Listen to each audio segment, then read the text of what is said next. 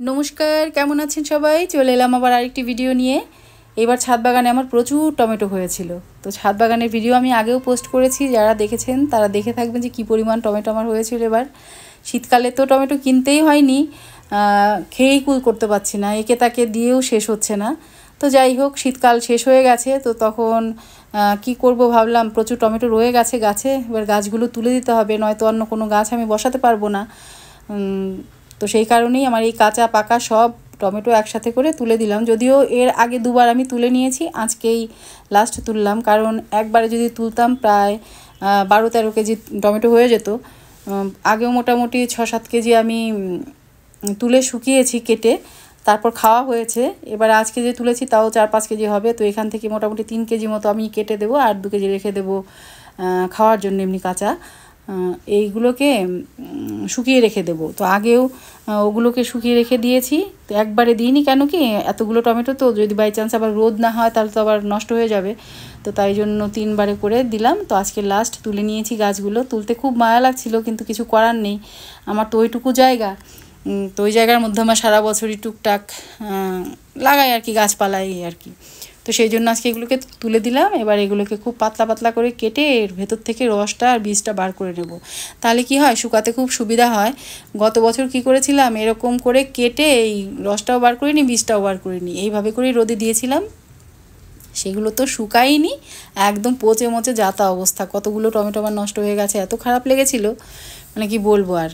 তো সেই জন্য সেই ভুলটা এবার আর করিনি। তো এবার একদম পাতলা পাতলা করে কেটে এই যে এরকম করে রসটা বার করে নেব। তবে এই রসটাও কিন্তু আমি ফেলে দেবো না, সুন্দর করে ছেঁকে নেব, ছেঁকে এর বীজটাকে আলাদা করে ফেলে দেব। আর যে রসটা থাকবে সেই রসটা একটা ট্রের মধ্যে করে ফ্রিজে রেখে দেব।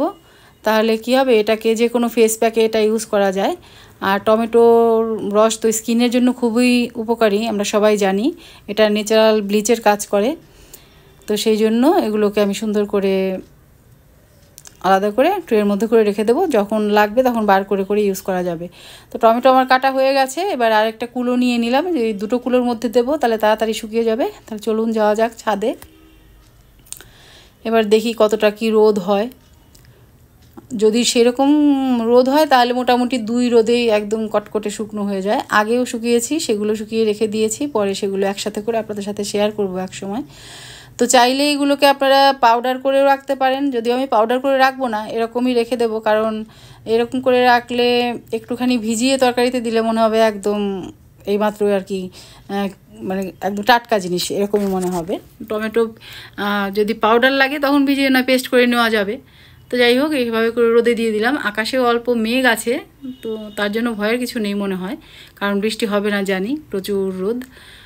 তো চলে এলাম নিচে, এবার এগুলোকে সুন্দর করে ছেঁকে নেব। ছাঁকা হয়ে গেলে তারপর ট্রের মধ্যে করে এগুলোকে ফ্রিজে ঢুকিয়ে দেব। অনেকটা রস হয়েছে দেখুন, আর একদম পিওর রস, এর মধ্যে কোনো ধরনের কোনো ভেজাল নেই, কোনো ধরনের।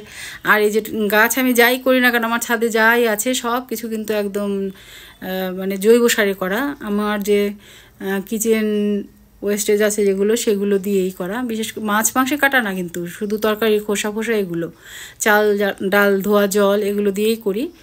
তো এই যে রেখে দিলাম এবার ফ্রিজের মধ্যে। এবার যাব রান্নাঘরে। তো প্রথমে কি করব, কুলের চাটনি করব, তো কুলগুলোকে আগে ভিজিয়ে নেব। এই কুলগুলো কিনেছিলাম চাটনি আচার করার জন্য, অনেকগুলো কুল এনেছিল, তো সেখান থেকে কিছু কুল আমি নিয়ে নিলাম চাটনি খাওয়ার জন্য। আর করব কচুরলতি, তো তার জন্য এখানে বেশ খানিকটা রসুন, একটু শুকনো লঙ্কা আর লবণ দিয়ে এটাকে ভালো করে বেটে নেব। আর হলো একটুখানি কালো জিরে লাগবে আমার, এই কালো জিরেও একটুখানি লবণ দিয়ে বেটে নেব। এই কালো জিরেটা দিলে না কচুরলতি খেতে খুব ভালো হয়। তো এইদিকে সব গুছিয়ে নিয়েছি। আর এখন তো কচুরলতি বাজারে মানে মোটামুটি কেটে বিক্রি করে, সুবিধা হয়ে গেছে, বাড়িতে এনে আর কাটাকুটির কোনো ঝামেলা থাকে না, শুধু ধো আর রান্না করো। তো এখানে একটুখানি কালো জিরে ফোড়ন দিয়ে তারপর কচুরলতিটা দিয়ে দিলাম, আর দিয়ে দিলাম একটুখানি হলুদ, নুন, আর ওই বেটে রাখা রসুনটা, মানে রসুন, শুকনো লঙ্কা আর লবণটা, এটা দিয়ে ভালো করে কষিয়ে নেব। কষানো হয়ে গেলে তারপর দিয়ে দেবো একটুখানি চিনি দিয়ে অল্প, সেটা স্বাদ অনুযায়ী দিলেও হয় না দিলেও হয়, তবে আমি একটুখানি দিলাম। তারপর একটুখানি ঢেকে দেবো, মোটামুটি সেদ্ধ হয়ে আসবে। আর এদিকে যে কুলটা ভিজিয়ে রেখেছিলাম সেটাকে এবারে বেছে নেব ভালো করে, ভেতরে ফাটিয়ে ফাটিয়ে দেখে নেব, কারণ অনেক সময় হয় না কুলের মধ্যে পোকা থাকে। তো সেই জন্য একটা একটা করে একদম ফাটিয়ে ভেতরে চেক করে নিচ্ছি। যে পোকা পোকা নেই তো, তা দেখলাম বেশ ভালোই ছিল কুলগুলো। তো এইদিকে আমার কচুরলতিও হয়ে গেছে। এবারে নামানোর আগে ওই কালো জিরে বাটারটা দিয়ে এবার কচুরলতিটা নামিয়ে নেব। তো এই হলো আমার কচুরলতি রেসিপি। কে কীভাবে রান্না করেন জানাবেন। আর ওইদিকে একটুখানি কুলের চাটনি আমি বসাবো।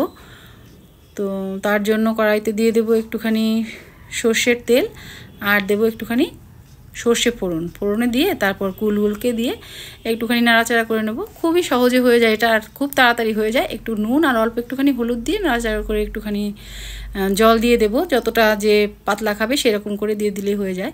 এটা পাতলাও ভালো লাগে, ঘন খেতেও ভালো লাগে। তারপরে যথারীতি চিনি দিয়ে দেবো, ব্যাস হয়ে যাবে কুলের চাটনি। তো এই ছিল আজকে আমার ডেইলি ব্লগের মতোই বলতে পারেন। তো কেমন লাগলো, ভালো লাগলে অবশ্যই আমাকে জানাবেন।